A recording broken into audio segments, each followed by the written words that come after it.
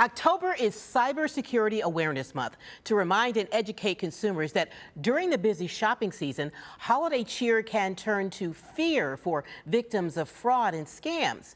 And joining us today is cybersecurity expert Michael Jabbara, here for a special public service warning that thieves are working overtime this year. He is the global head of fraud services for Visa. So Michael, why should consumers stay on alert this holiday season?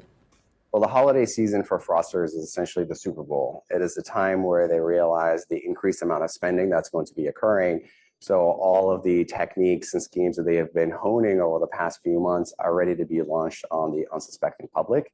And so during this time where consumers shop and what payment methods they're using is incredibly important to make sure that they stay protected. And what are some important trends in the threat landscape that we need to know about? So one of the key trends that we've observed over the past few months is the use of generative AI, but on the fraudster side.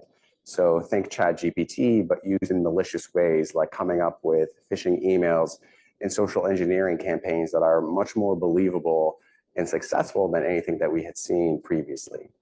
We're also seeing attacks on data as it relates to an increase in ransomware, where it went up by over 90% year over year, as well as various schemes that are related to retail. So something like what we call a spoofed website, that is a website that looks like the online store of a legitimate merchant, but its sole purpose is actually stealing your payment information. What's being done to help consumers and businesses as well? So payment security is core to everything that Visa does. It's one of the key reasons why over the past 5 years, we've invested over $10 billion in our AI and cyber platforms to make sure that we are protecting consumers and businesses globally. And these investments are yielding tangible benefits in the form of fraud prevented. In the past 6 months alone, we've stopped over $30 billion in attempted fraud before it ever impacted any of our consumers.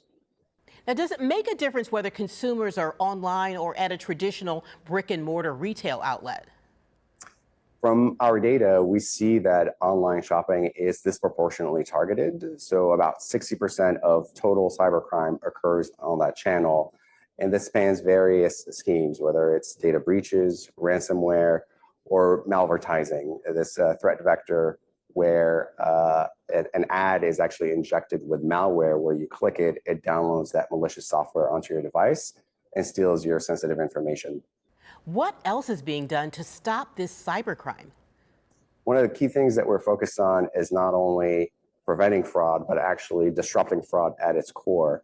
And so that's one of the key reasons why we partner with the intelligence community and law enforcement agencies to make sure that we are bringing these fraudsters to justice.